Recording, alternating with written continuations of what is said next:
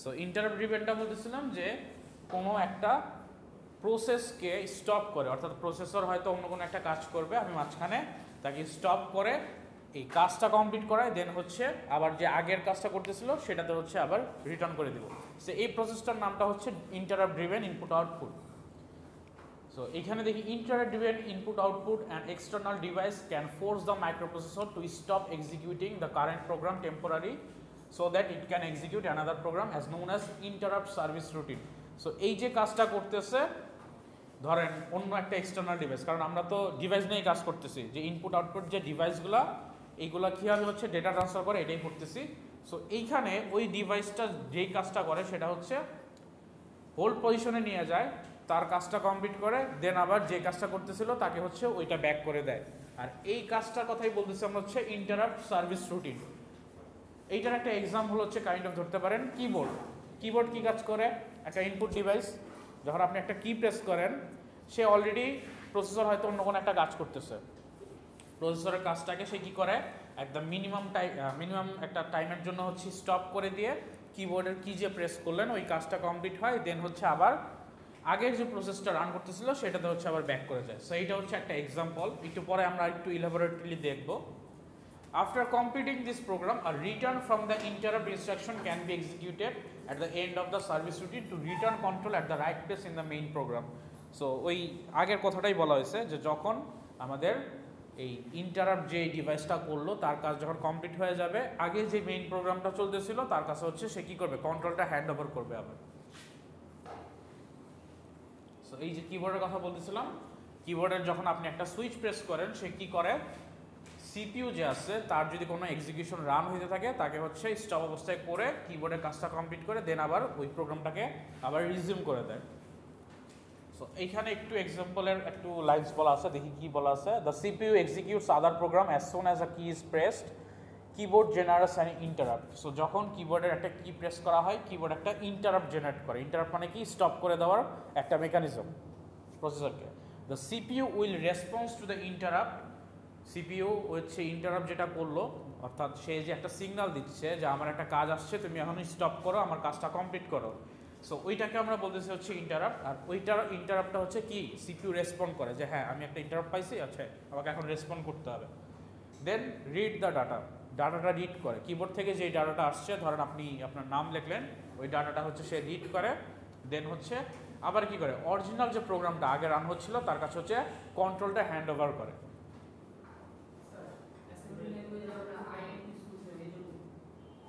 হ্যাঁ, ইন্টারাপ্টটা অনেকটা এইরকমই। অ্যাসেম্বলি ল্যাঙ্গুয়েজে যেমন ইন্টারাপ্ট 21H ইউজ করছিলাম, ওইটা হচ্ছে এই ইন্টারাপ্ট ড্রিভেনের মতোই একটা কাজ, কিন্তু এটা হচ্ছে ওই আমরা প্রোগ্রামের থ্রুতে করতেছি। আগে এটা যেমন হার্ডওয়্যারে আমি ডিরেক্ট হচ্ছে ইন্টারাপ্ট করতেছি, এটা কিন্তু আমরা প্রোগ্রাম বেসড। সো এটা কিন্তু প্রোগ্রামটা যাবে, এটা কিন্তু এখানে আসবে না।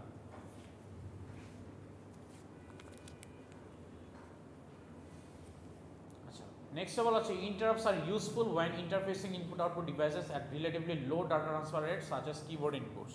So এইখানে একটা ইম্পর্টেন্ট কথা বলতেছে যে কখন আমরা হচ্ছে এই ইন্টারাপ্টটা ইউজ করব, যখন আমাদের ডাটা ট্রান্সফারটা খুব কম দরকার। যেমন কিবোর্ড আপনি প্রেস করতেছেন, ধরেন আপনি আপনার নাম লিখলেন, ধরেন লিখলেন আয়েশা, সো আপনি আয়েশা লিখলেন, এটা কিন্তু খুব কম ডাটা ট্রান্সফার। এটা কিন্তু এমন না যে এটা 1000 বার বা 2000 বার আপনি হচ্ছে অ্যাট এ টাইম করতেছেন। আপনি খুব কম টাইমের জন্য হয়তো ইনপুট লিখতেছেন আয়েশা, বা হচ্ছে গিয়ে লিখতেছেন হচ্ছে এনামুল, বা হচ্ছে গিয়ে আপনি লিখতেছেন মালিহা, কিছু একটা লিখতেছেন এরকম। বাট যখন আপনি হচ্ছে অনেক বড় কোনো ডাটা ট্রান্সফার করবেন, তখন কিন্তু ইন্টারাপ্ট করলে কি প্রবলেম হবে, সে ওই যে অরিজিনাল প্রোগ্রামটা রান হচ্ছিল তাকে স্টপ করে দিয়ে সে অনেক বড় একটা কাজ কমপ্লিট করবে।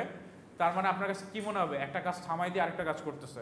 বাট যদি এরকম ছোট কাজ হয়, যেটা হচ্ছে একটু ন্যানো সেকেন্ডের জন্য বা মিলি সেকেন্ডের জন্য কাজ হয়, তখন সেই কাজটা করলে কিন্তু আপনি বুঝতে পারবেন না যে অন্য আরেকটা কাজ স্টপ হয়ে আছে। সো এইরকম যে সিস্টেম যেগুলোতে হচ্ছে ছোট পরিমাণ হচ্ছে আমাদের ডেটা ট্রান্সফার করা লাগে, ওইগুলোতে হচ্ছে আমরা এই ইন্টারাপ্ট ড্রিভেন ইনপুট আউটপুটের মেকানিজমটা ইউজ করি। আচ্ছা, একটু আমাদের সাইলেন্ট থাকতে হবে।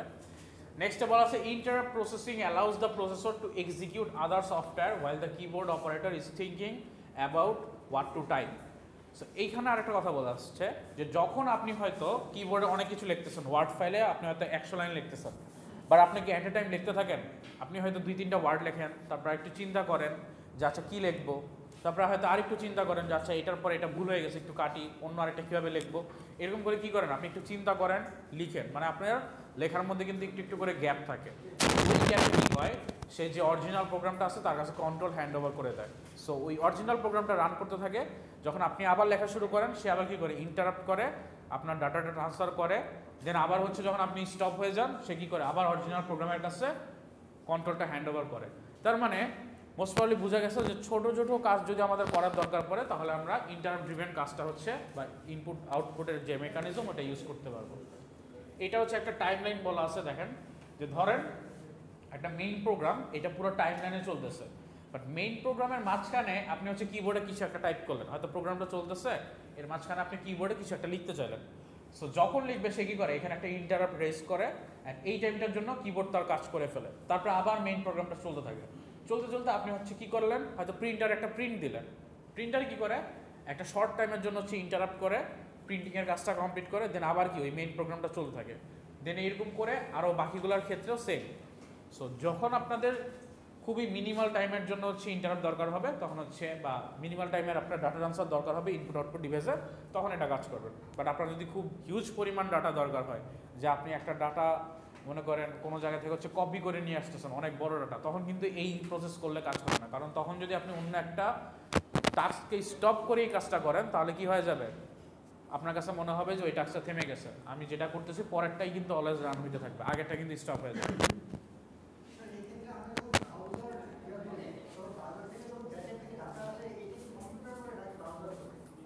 ব্রাউজার থেকে ব্যাকে ডাটা বলতে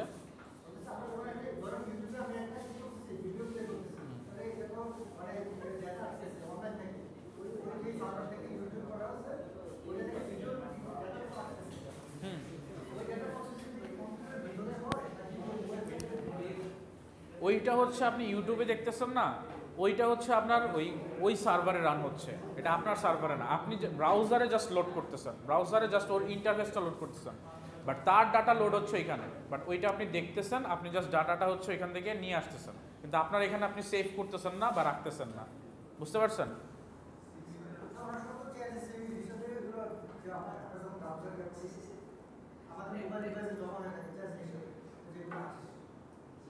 আমি তাহলে আপনার কোশ্চেনটা একটু বুঝতেছেন, আমি একটু ইলাবোরেট করেন।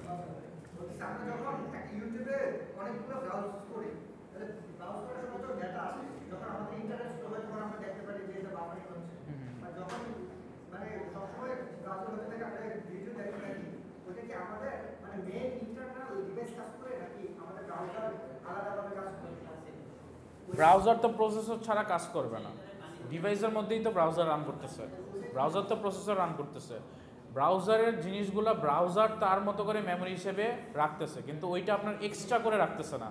একটা হচ্ছে ব্রাউজার নিজে হচ্ছে তার ডাটা হিসেবে রাখতেছে মেমোরির কাছে, যে আমার রান করতে গেলে এই ডাটাগুলো দরকার, আর আরেকটা হচ্ছে আমি যদি কোনো কিছু ডাউনলোড করে নিয়ে আসি সে কি পার্মানেন্টলি সেভ করে আমার মেমোরিতে, ওইটা হচ্ছে আমার মেমোরিতে থাকবে পার্মানেন্টলি। কিন্তু আমি যদি ডাউনলোড না করে বাফারিং করে ডিরেক্ট দেখি তাহলে সে কি করে ব্রাউজার হিসেবে একটা মেমোরি হচ্ছে রাখে আমার কাছে রিসেন্ট অ্যাক্টিভিটিস হিসেবে।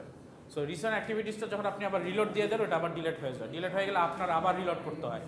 বাট আপনি যদি ওই পেজটাতে বাই কন্টিনিউয়াস থাকেন তখন কিন্তু বারবার রান করতে আপনি কিন্তু একই জিনিস কিন্তু আগে পিছিয়ে করলে দেখবেন যে লোড হয়ে গেছে, ওটা কিন্তু আর নতুন করে আপনাকে রিলোড করা লাগে না।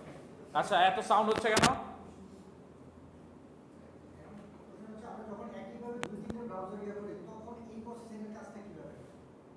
কোন প্রসেসিং এর? এই কিবোর্ডে?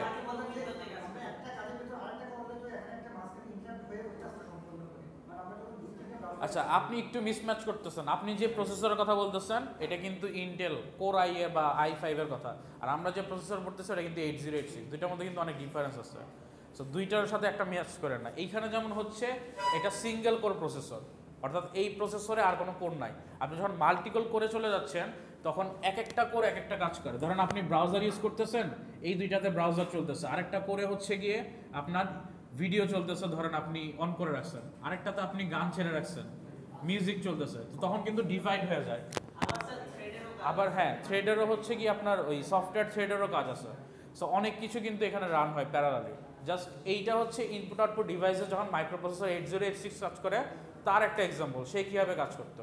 কিন্তু আপনি যদি এখনকার কথা চিন্তা করেন, এখন অনেকগুলো বয়ে চলে আসছে, এখন 20টা থ্রেড একসাথে কাজ করে, মানে আপনি 20টা টাস্ক একসাথে কাজ করতে পারবেন এরকম।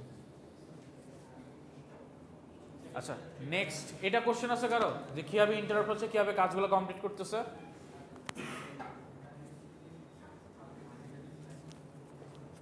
আচ্ছা এইখানে যে জিনিসটা বলতেছে যে এই ইন্টারাপ্ট ড্রিভেন যখন কাজ করতেছে, এই এক্সটার্নাল যে ডিভাইসটা সেটা হচ্ছে ইন্ট একটা পিন নামে হচ্ছে আমাদের অ্যালোকেটেড করা আছে, বা ইন পিনের সাথে হচ্ছে কানেক্টেড আছে। আইএনটি ওই যে ইন্টারাপ্ট যেটা হচ্ছে মাইক্রোপ্রসেসরে দেখে আসছি ওইটার মতো, ইন্টারাপ্ট যে পিনটা আছে ওই পিনটা হচ্ছে কানেক্টেড, কিন্তু ওইটাতে আমরা ইনপুট আউটপুট ডিভাইসের কাজ করি না, ওইটা প্রোগ্রাম কাজ করি। আর এইটাতে হচ্ছে আমরা ইনপুট আউটপুট ডিভাইসের কথা বলতেছি।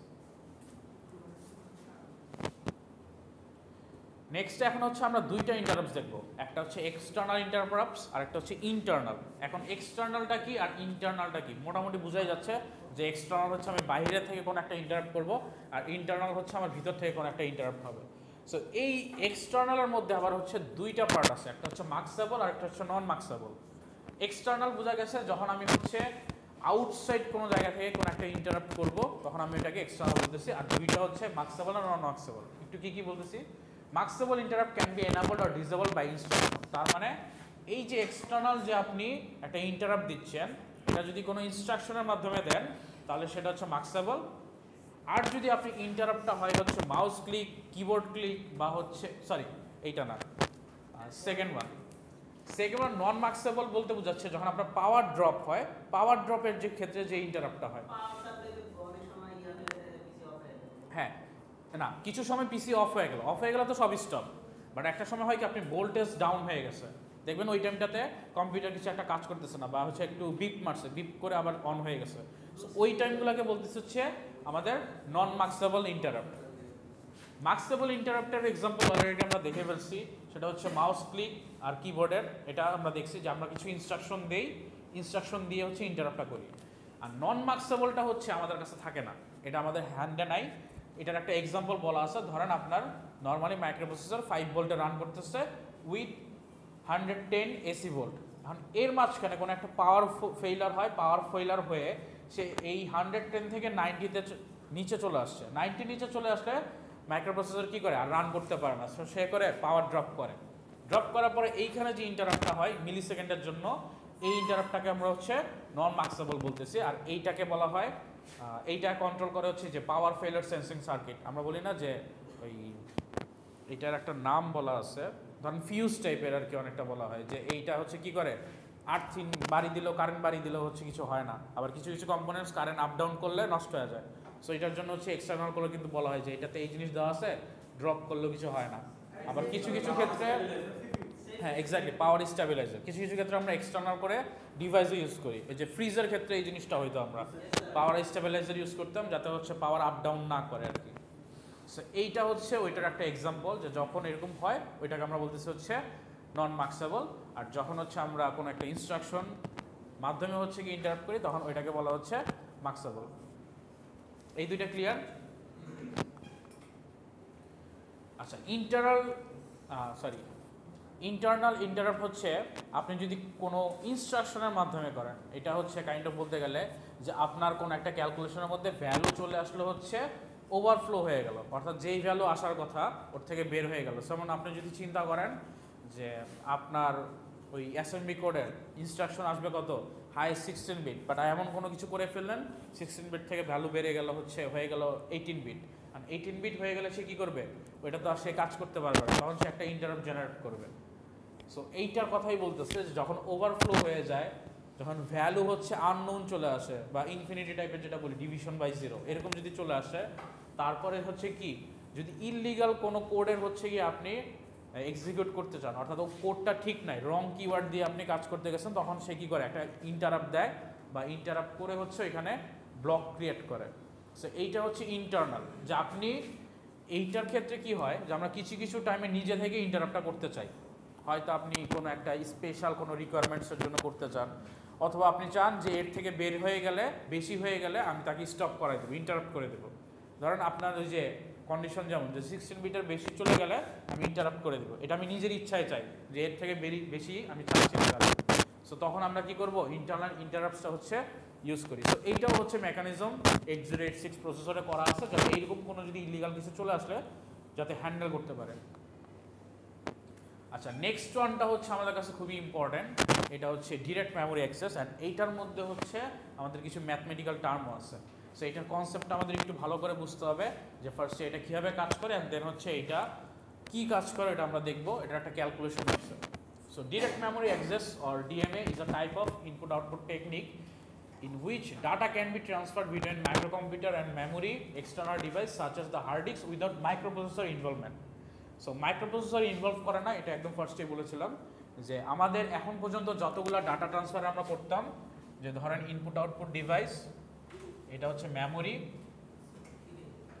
এর মাঝখানে যদি ডাটা ট্রান্সফার করতে হয় আমাকে অবশ্যই প্রসেসরের বা সিপিইউর মাঝে দিয়ে করতে হয়। অর্থাৎ সিপিইউ থেকে ডাটা যায় বা আসে, এইখানে মেমোরিতে যায় বা আসে, অর্থাৎ থ্রু সিপিইউ কাজ হইতে এখন পর্যন্ত যতগুলো আমরা ইনপুট আউটপুটের টেকনিক দেখছি, ডাটা ট্রান্সফার টেকনিক।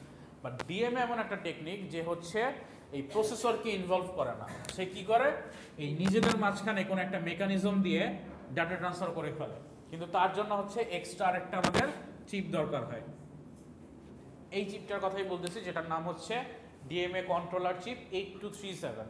সো এই চিপটা হচ্ছে আমাদের এখানে ইউজ করা হয়, যেই চিপটা হচ্ছে ইনপুট আউটপুট ডিভাইস আর মেমোরির মধ্যে ডিরেক্ট একটা কানেকশন বিল্ড আপ করে দেয়।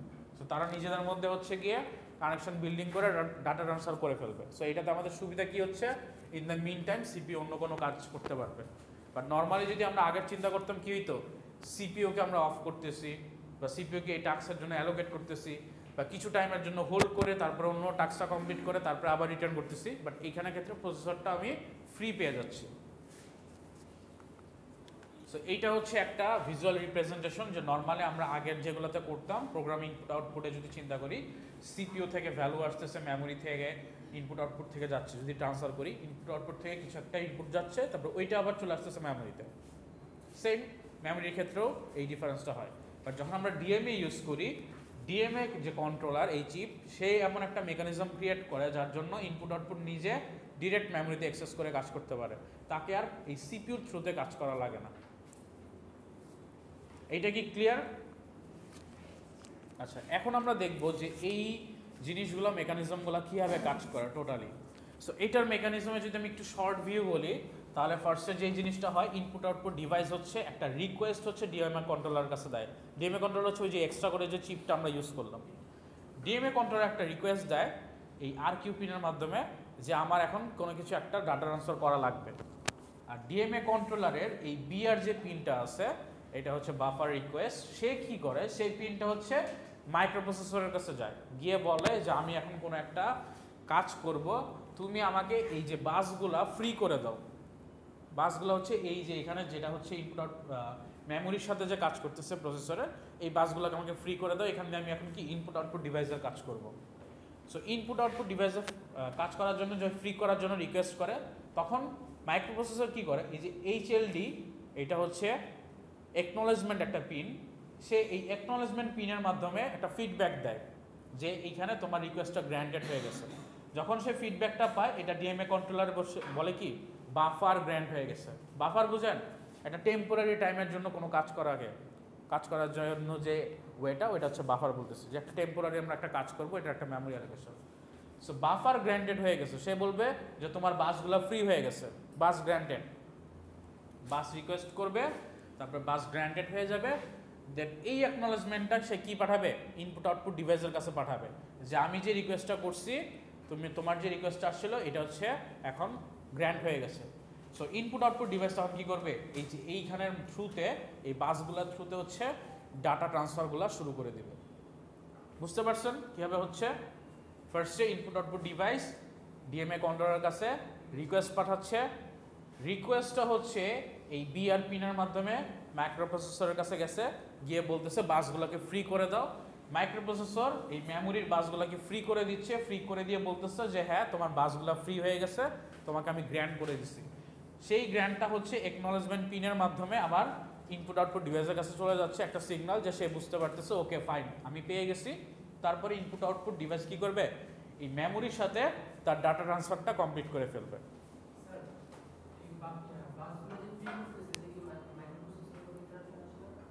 মাইক্রোপ্রসেসর ফ্রি করে দিচ্ছে বাসগুলো, বাট মাইক্রোপ্রসেসর নিজের কাজ তো সে করতে পারবে, সে বাইরের মেমোরির সাথে কোনো কাজ করতেছে না, বাট তার যদি কোনো এক্সিকিউশন চলতে থাকে সেটা কিন্তু সে রান করতে পারবে। মেমোরির সাথে এক্সিকিউশনটা সে করতে পারবে না, কারণ মেমোরির বাসগুলোকে সে ইনপুট আউটপুট ডিভাইসের সাথে কানেক্টেড করে দিছে। কিন্তু তার নিজের যদি কোনো এক্সিকিউশন থাকে যেটা অলরেডি ইনস্ট্রাকশন কিউতে আছে, যেটা আমরা একটু মানে লাস্টের দিকে দেখবো যে কিউ হচ্ছে এরকম একটা কিউ তো পড়ছি আমরা, স্ট্যাক কিউ পড়ছে না? সো কিউতে হচ্ছে এরকম করে একটার পর একটা ইনস্ট্রাকশন রেডি থাকে, 1 2 3 4 5 6 এরকম। সো একটা ইনস্ট্রাকশন কমপ্লিট হয়, দেন আরেকটা করতে থাকে, এরকম কমপ্লিট করতে থাকে। এখন ইন দ্য মিন টাইম যদি মেমোরির সাথে সে কাজ না করে, যদি ধরেন 1 নম্বরের মেমোরির ডেটাগুলো আমার মাইক্রোপ্রসেসরের কাছে আছে, সে কি এক্সিকিউশন করতে পারবে না, কারণ তার কাছে ডেটা আছে। আর ইন দ্য মিন টাইম এই ইনপুট আউটপুট ডিভাইস আর মেমোরির সাথে ডাটা ট্রান্সফার হয়ে গেছে, এই এক্সিকিউশন কমপ্লিট হয়ে যেত। বাট আগেরগুলোতে কি হইতো, মাইক্রোপ্রসেসরকে পুরো ইন্টারাপ্ট করে স্টপ করে দিত, আর এইটার সময় মাইক্রোপ্রসেসর মেমোরির সাথে কাজ করতো বা ইনপুট আউটপুট ডিভাইসের সাথে কাজ করতো। এই জিনিসটা হচ্ছে ডিফারেন্ট।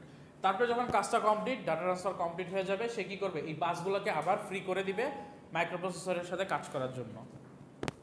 সো এইটাই হচ্ছে পুরো আমাদের এখানে ডেফিনেশনসে বলা আছে যে ফার্স্টে ডিএমএ অপারেশন রিকোয়েস্ট করে, একটা ডিএমএ রিকোয়েস্ট করে যে আমার এখন কাজ করা লাগবে। তারপরে এই যে হোল পিন যেটা আছে আমরা বলতেছিলাম, এই হোল পিনটার মাধ্যমে মাইক্রোপ্রসেসর কি করে, বাসগুলোকে রিলিজ করে দেয়। এই যে হোল পিন যেটাতে হচ্ছে রিকোয়েস্ট যায়, তারপরে এই পিনের রিকোয়েস্ট চলে আসলে সে হচ্ছে রিলিজ করে দিচ্ছে। তারপরে সে কি করতেছে, ইন্ডিকেট করতেছে, এইখানে হচ্ছে এই যে HLD যে একনলেজমেন্ট পিন, এইটার মাধ্যমে ডিএমএ কন্ট্রোলার কাছে পাঠাচ্ছে যে আমি এখন রিলিজ করে দিছি, তুমি এখন তোমার প্রোগ্রেস করতে পারো। আর ডিএমএ কন্ট্রোলার তারপরে কি করে, একনলেজমেন্টের যখন হচ্ছে গিয়ে ফিডব্যাক পায়, সে ওই ইনপুট আউটপুট ডিভাইসকে হচ্ছে কি অ্যাক্সেস দিতে দেয় যে তুমি এখন ইনপুট আউটপুটের ট্রান্সফারটা কমপ্লিট করো। আচ্ছা, এখন আসে ডিএমএর ভিতরে কি আছে। আমাদের ডিএমএ যে চিপসেটের কথা বলতেছিলাম, এই চিপসেটের মধ্যে কি আছে। The DMA controller includes several register. Register সম্পর্কে একটা আইডিয়া আছে না আমাদের, টেম্পোরারি ভ্যালুগুলো রাখার জন্য আমাদের একটা স্পেস।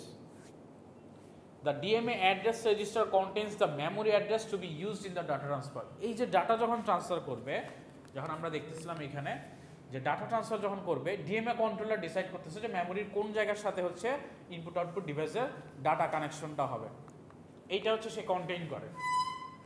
নেক্সট one বলতেছে the DMA count register, also called word count register, contains number of bytes of data to be transferred. তার মানে এখানে কি করতেছে, কত বাইটস ডাটা ট্রান্সফার হবে সেটাও হচ্ছে একটা রেজিস্টারে রাখতেছে। এইগুলো কেন রাখে, কারণ ডিএমএ কন্ট্রোলার যাতে প্রসেসরের সাথে একটা কম্বিনেশন করতে পারে যে আমি এত বাইট ডাটা ট্রান্সফার করব, এই জায়গায় ট্রান্সফার করব, সো আমার এই বাসগুলো দরকার, এই জায়গাগুলো দরকার, আমি যাতে ডাটা ট্রান্সফার কমপ্লিট করতে পারি। লাস্টে the DMA controller register accepts command from the CPU. So যখন সিপিইউ হচ্ছে তাকে কমান্ড দিয়ে দেয়, ওকে ফাইন তুমি তোমার কাজ কমপ্লিট করো, সে হচ্ছে তার কাজ করা শুরু করে দেয়। এইটুক বোঝা গেছে ডিএমএ কন্ট্রোলার কীভাবে কাজ করে, ডিএমএ কন্ট্রোলারের কাজ কি, কেন এক্সট্রা করে আমরা ডিএমএ কন্ট্রোলার ইউজ করি। ওকে, তাহলে হচ্ছে ডিএমএ কন্ট্রোলারের তিনটা ওয়ে আছে, এটা কাজ করে তিনটা মোড আছে। একটা হচ্ছে burst mode, cycle stealing mode, আর হচ্ছে ট্রান্সপারেন্ট মোড। বার্স্ট মোডটা অনেকটা ইজি। বার্স্ট মোড হচ্ছে অ্যাট এ গ্লান্স যদি বলা হয় যে আপনার হয়তো ডিএমএ কন্ট্রোলার থ্রুতে 1024 মেগাবাইট হচ্ছে বা 1024 বাইটস হচ্ছে ডাটা ট্রান্সফার হবে। সো ডিএমএ কন্ট্রোলার কি করে, অ্যাট এ টাইম হচ্ছে সবগুলো ডেটা ট্রান্সফার করে দেয়। সো যখন হচ্ছে গিয়ে বাস রিকোয়েস্ট আসে অ্যান্ড তারপরে যখন বাস গ্র্যান্ট হয়ে যায়, গ্র্যান্ট হওয়ার পরে ডিএমএ কন্ট্রোলার যে কাজটা করে সেটা হচ্ছে টোটাল যে ডাটা আছে সেটা হচ্ছে বাসের মাধ্যমে একবারে পাঠিয়ে দেয়। এটা হচ্ছে বার্স্ট মোডে কাজ করে, এই মোডটা।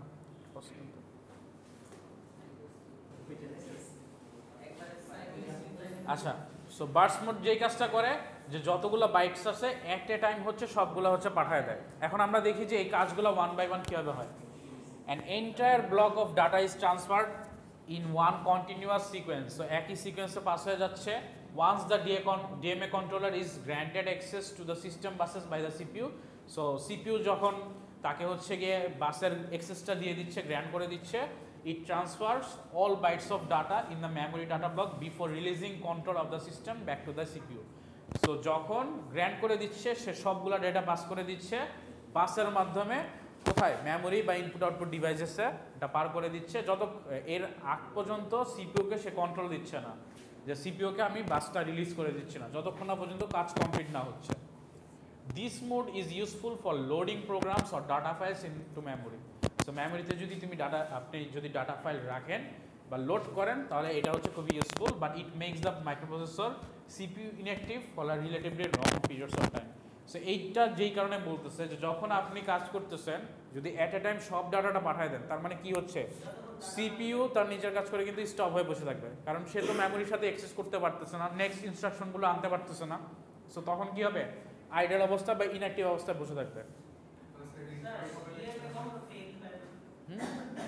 একজন একজন করে বলেন।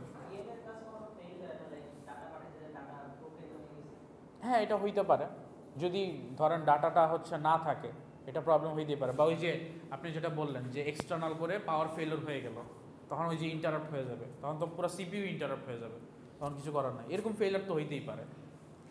আচ্ছা, আরেকজন কি কোশ্চেন করলেন?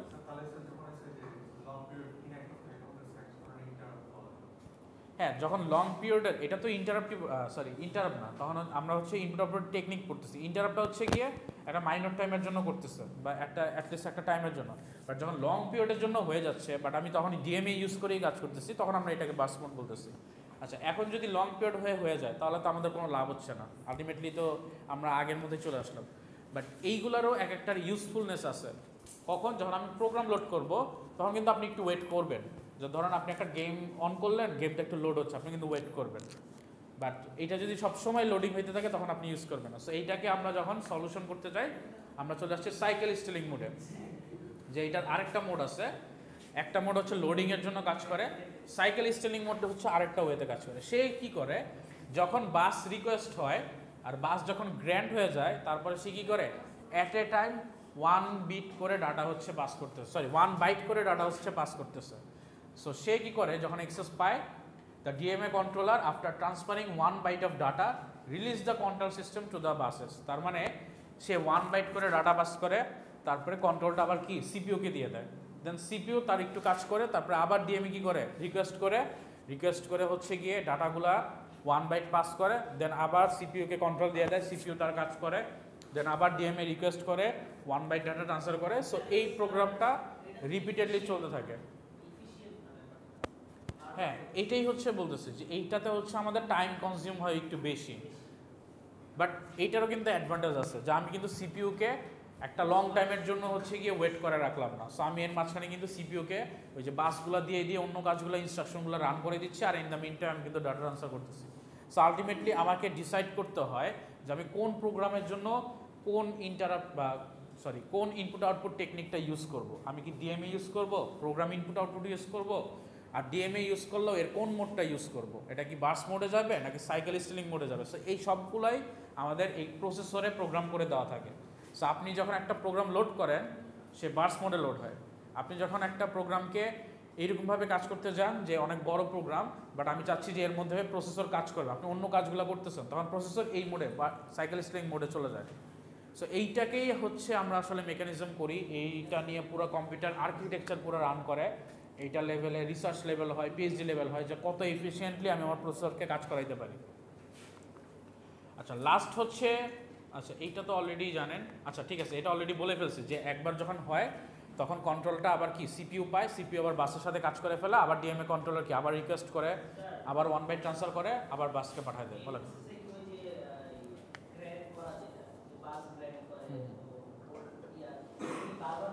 হ্যাঁ, বারবার হইতে থাকে। এই যে আমরা যে ডায়াগ্রামটা দেখলাম এই প্রসেসে, এই যে পুরোপুরি এটা বারবার হইতে থাকে।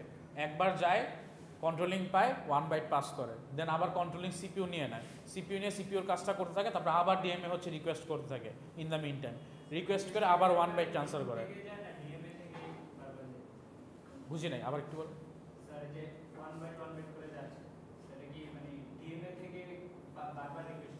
হ্যাঁ, এই ইনপুট আউটপুট ডিভাইস ডিএমএ কে বলতেছে বারবার হচ্ছে গিয়ে রিকোয়েস্টটা যাচ্ছে। সো ডিএমএ বারবার হচ্ছে গিয়ে মাইক্রোপ্রসেসরকে ইন্টারাপ্ট করে, ভাই আমাকে টাইম দেন, আমি হচ্ছে পাঠাবো। সে হচ্ছে পাঠায় 1 বাইট করে, তারপরে আবার সিপিইউকে দিয়ে দেয়, সিপিইউ কাজ করে, আবার হচ্ছে সে রিকোয়েস্ট করে যে ভাই আমাকে আবার টাইম দেন, এরকম করে। সো এইটাতে হইলে হয় কি, প্যারালালি কিন্তু আপনি সিপিইউ আর হচ্ছে এই ইনপুট আউটপুট ডিভাইসের কাজগুলো কিন্তু মেমোরিতে ট্রান্সফার করতে পারতেছেন। সো এইটাতে আপনার একটু স্লো মনে হবে, বাট আলটিমেটলি আপনি কিন্তু মনে হবে যে একসাথে দুইটা কাজ রান হচ্ছে, কাইন্ড অফ এরকম। আচ্ছা, লাস্ট ওয়ান হচ্ছে ট্রান্সপারেন্ট মোড। এইটাও একটা মোড আছে যে এই মোডেও ডিএমএ কাজ করে, কিন্তু কখন কাজ করে দেখি, only transfer data when the microprocessor CPU is performing operations that do not use the system buses। তার মানে এটা বলতেছে যে এটা হচ্ছে এমন মোড যেই মোডে সিপিইউ বাস ইউজ করে না, সিস্টেমের যে বাসগুলো আছে এটা ইউজ করে না। কখন? হয়তো সিপিইউ তার কোনো এক্সিকিউশন কমপ্লিট করতেছে, বা সে আইডল অবস্থায় বসে আছে, বা হচ্ছে গিয়ে ধরেন একটা 2+3 সে ক্যালকুলেশন করতেছে। সো প্রসেসর মাঝখানে কি 2 আর 3 যোগ করা নিয়ে ব্যস্ত, সে কিন্তু কোনো ডাটা নিয়ে আসতেছে না মেমোরি থেকে।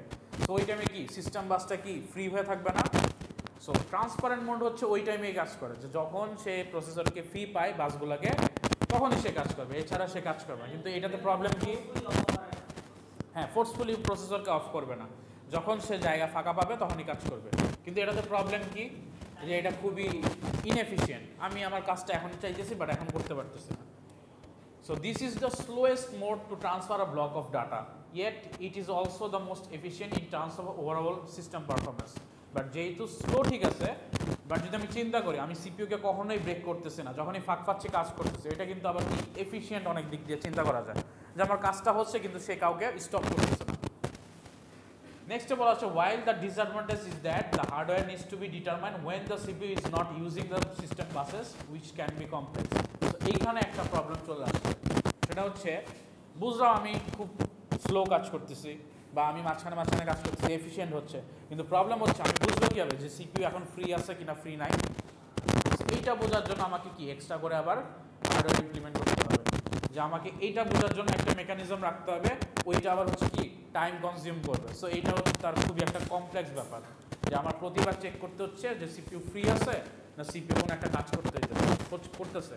যদি সিপিইউ কাজ না করে ফ্রি থাকে তখনই কাজ করব, আর যদি কাজ করতে থাকে তাহলে আমি বসে থাকবো, তারপরে আবার একটু পরে আবার জিজ্ঞেস করতে হবে। সো এই কারণে এই মোডটা হচ্ছে সবচেয়ে বাজে মোড। এখন হচ্ছে আমরা আমাদের এই যে তিনটা মোড দেখলাম, এই তিনটা মোডের হচ্ছে কন্ট্রোলিং, তারপরে data transferring and data transferring সিস্টেমটার মাধ্যমে কীভাবে আমরা টাইমটা ক্যালকুলেট করতে পারি, এইটার একটা হচ্ছে এক্সাম্পল দেখবো, অ্যান্ড এটা হচ্ছে ম্যাথমেটিক্যাল টার্মটা দেখবো। সো এইটার জন্য আমাদের একটা কোয়েশ্চেন দেওয়া আছে, দেখেন এখানে বলা হচ্ছে transfer of bus control is either direction from the processor to device or vice versa takes 250 nanosecond. So এই যে মাঝখানে আমরা বাস কন্ট্রোলিংয়ের টাইম একটা চেঞ্জ হয় না, খেয়াল আছে, আমরা একদম ডায়াগ্রামে পড়ছিলাম। এই যে ইনপুট আউটপুট ডিভাইস রিকোয়েস্ট করে তারপরে ডিএমএ কন্ট্রোলার কোথায় পাঠায়, প্রসেসর আবার এখানে পাঠায়। সো এই যে পুরো টাইমটা নেয় এটা হচ্ছে 250 ন্যানোসেকেন্ড টাইম নেয় এই প্রসেসটা কমপ্লিট হইতে। এই কথাটাই বলতেছে এই প্রোগ্রামে, যে যতক্ষণ আমি এই কাজটা করব এই কাজটা আমার 250 ন্যানোসেকেন্ড লাগতেছে। হ্যাঁ, গ্র্যান্ড করার জন্য এই টোটাল টাইমটা আমার 250 nanosecond. One of the input output device has data transfer rate of 75 kilobyte. তার মানে আপনার কাছে একটা ইনপুট আউটপুট ডিভাইস আছে, যে ডিভাইসটা 75 কিলোবাইট পার সেকেন্ড হচ্ছে ডেটা ট্রান্সফার করতে পারে। এখন আপনাকে বলতেছে যে সে হচ্ছে আবার কি ডিএমএটা এমপ্লয় করে, মানে ডিএমএ ইউজ করে কাজ করে। এখন বলতেছে যে suppose we employ DMA in a burst mode, যদি বার্স্ট মোডে ডিএমএ কাজ করে তাহলে how long does it take to transfer a block of 256 bytes. তার মানে আপনাকে বলা আছে যে আমার এখানে 75 কিলোবাইট পার সেকেন্ডে ডাটা ট্রান্সফার হবে, আর এই যে রিকোয়েস্টটা আমি কাজ করব এই রিকোয়েস্টটা করার জন্য 250 ন্যানোসেকেন্ড লাগবে। হ্যাঁ, এই যে এক্স্যাক্টলি। সো বার্স্ট মোড, যেহেতু বার্স্ট মোডে কি হয় অ্যাট এ টাইম সবগুলো বাইটস ট্রান্সফার হয়ে যায়। সো বার্স্ট মোডে কিন্তু শুধুমাত্র একবার রিকোয়েস্ট করে, সাইকেল ইনস্ট্যান্ট মোডে কি 1 বাইট পর রিকোয়েস্ট করে 250 করে লাগবে।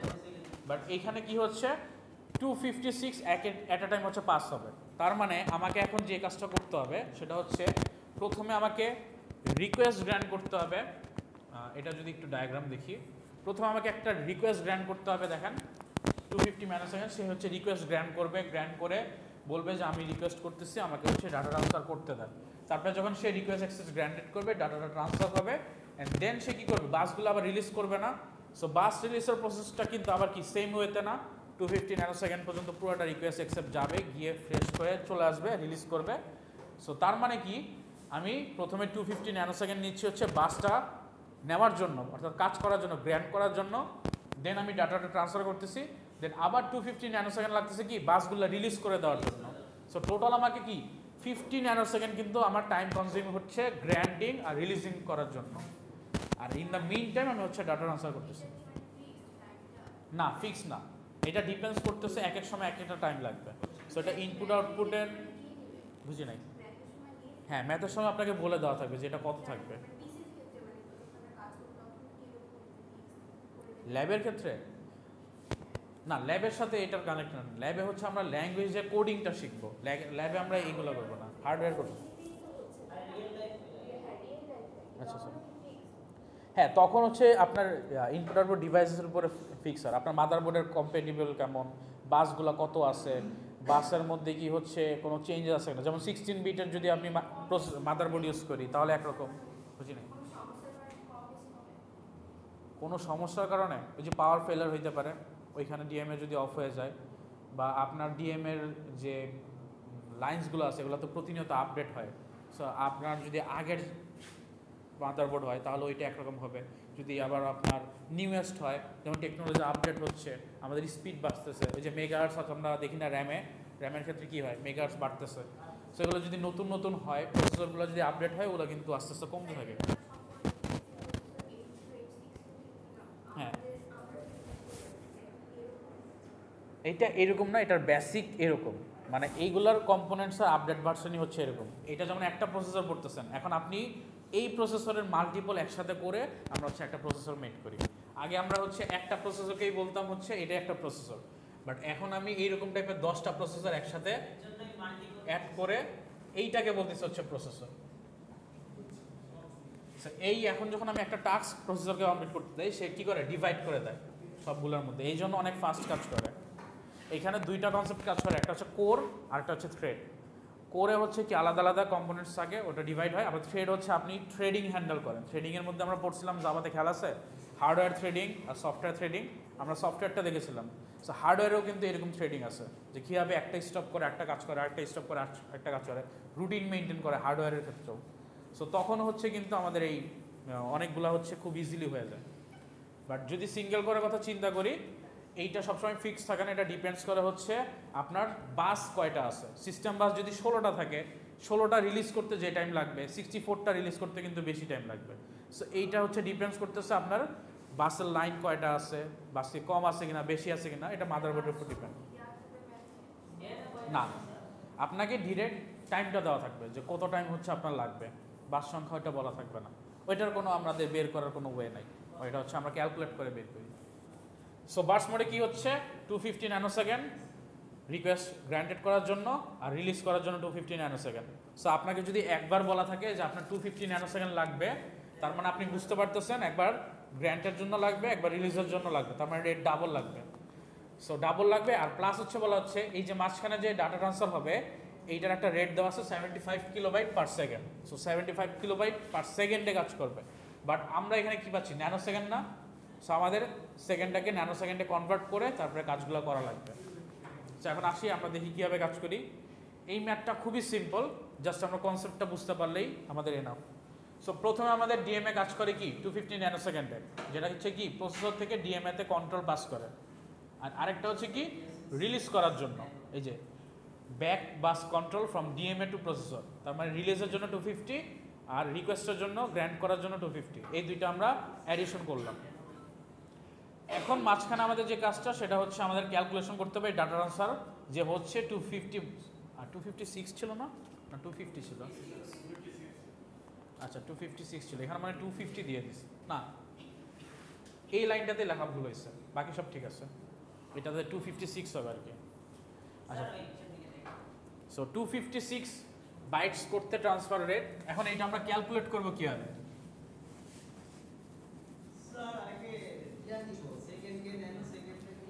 এইখানে শর্টে করা হয়েছে, আমরা শর্টে পরে চিন্তা করবো, আগে আমরা চিন্তা করি নর্মাল আমরা ম্যাথমেটিক্যাল টার্মে কীভাবে কাজ করব। সো ম্যাথমেটিক্যাল টার্মে যদি চিন্তা করি, এখানে বলা আছে 75 কিলোবাইট পার সেকেন্ড, তার মানে আমরা বুঝতেছি কি 75 যাচ্ছে, বাইট যাচ্ছে, সরি কেবি, কেবি যাচ্ছে হচ্ছে 1 সেকেন্ডে। এখন আমাকে একে বাইটসে কনভার্ট করতে হবে না, কারণ আমরা বাইটসে ক্যালকুলেট করতেছি। এটাকে বাইটসে ক্যালকুলেট করবো কীভাবে? 75 ইন্টু 1024, এটা করলে আমরা কি পাবো? বাইটসে পাবো, যে 75 কিলোবাইট কত বাইটস হয়। সো এটা করেন, করে দেখেন অ্যান্সার কত আসে।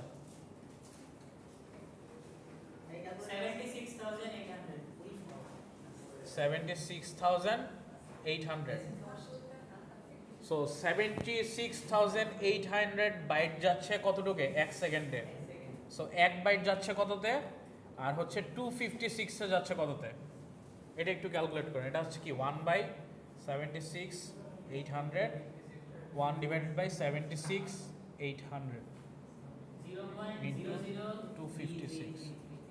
এটার অ্যান্সার আসে কি 0.003, এরকম 336 চলতে আছে। এইটাকে আমাদের আবার কি সেকেন্ডে পাচ্ছি আমরা, এটাকে আবার ন্যানো সেকেন্ডে করতে হবে। ন্যানো সেকেন্ডের রিলেশন হচ্ছে 10 টু দি পাওয়ার 9। সো এইটাকে আমার 10 টু দি পাওয়ার 9 দিয়ে গুণ করতে হবে। সো গুণ করলে রেজাল্ট আসে হচ্ছে মনে হয় আমাদের এখানে কয়টা 3 আছে? 8টা 3 আসে মনে হয়, 7টা।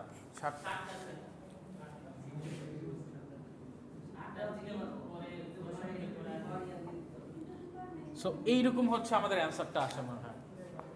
এখন হচ্ছে আমরা কি ডাটার অ্যান্সারটা পেলাম না, এটা বোঝা গেছে কিভাবে করলাম? কারো কোনো কোশ্চেন আছে যে আমরা কিভাবে এই 75 কিলোবাইট পার সেকেন্ড থেকে এটা বের করলাম? 256 বাইটস যাইতে কত টাইম লাগে? আচ্ছা, সাইকেল স্টিলিং পরে আসতেছে, এখন না। এইটা বুঝতে প্রবলেম আছে কারো? আচ্ছা, যদি না থাকে তার মানে আমি ডাটা ট্রান্সফারটা পেয়ে গেছি। এখন আমার ডাটা ট্রান্সফারের সাথে কি করতে হবে? 250 আগে অ্যাড করতে হবে টোটাল টাইমের জন্য। 250 প্লাস 33 প্লাস হচ্ছে 250। সো এই টোটাল আমাদের যে ভ্যালুটা আসে এটা হচ্ছে কত আসে দেখেন, 3333833.33 ন্যানো সেকেন্ড। সো এইটা হচ্ছে আমাদের টোটাল অ্যান্সার আছে বার্স মোডে।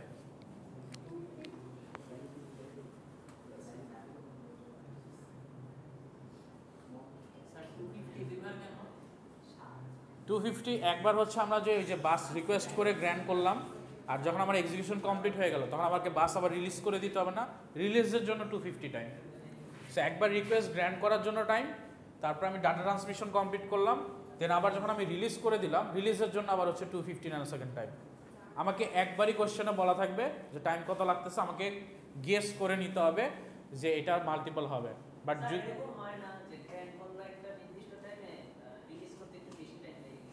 হইতে পারে, মানে রিয়েল লাইফে সাধারণত হয় না, বাট আপনার কোশ্চেনে থাকতে পারে। হ্যাঁ, হইতে পারে যে কোনো পাওয়ার ফেলার হইতে পারে, বা প্রসেসরে কোনো একটা ইন্টারাপ্ট চলে আসলো, বা অন্য কোনো প্রবলেম চলে আসলো, এর জন্য রিলিজ হইতে টাইম লাগছে। হয়তো রিলিজ হচ্ছে, এর মাঝখানে আপনি এক্সট্রা করে একটা কিবোর্ডে চাপ দিলেন, সে একটা স্টপ করাই দিল, করে ওই কাজটা কমপ্লিট করে দেন আপনাকে আবার রিলিজ করার কাজটা কমপ্লিট করলো, এটা হইতে পারে। বাট এটা এত ফাস্ট হয় যে আপনি আসলে ওই কিবোর্ড চাপার আগে আগে এটা কমপ্লিট হয়ে যাবে, এটুকু শিওর থাকেন। ন্যানো সেকেন্ডে আপনি আসেন, সেকেন্ডে যাইতে পারেন নাই। সেকেন্ড মানে কি, সেকেন্ডে যখন আসছে কি 0.00333 সেকেন্ড, আপনার একটা কিবোর্ড প্রেস করতেও কিন্তু অ্যাটলিস্ট মিনিমাম 1 সেকেন্ড না, ধরেন 0.5 সেকেন্ড লাগে। সো এটা কিন্তু অনেক কম টাইম, এর আগে আপনার কাজ কমপ্লিট হয়ে গেছে।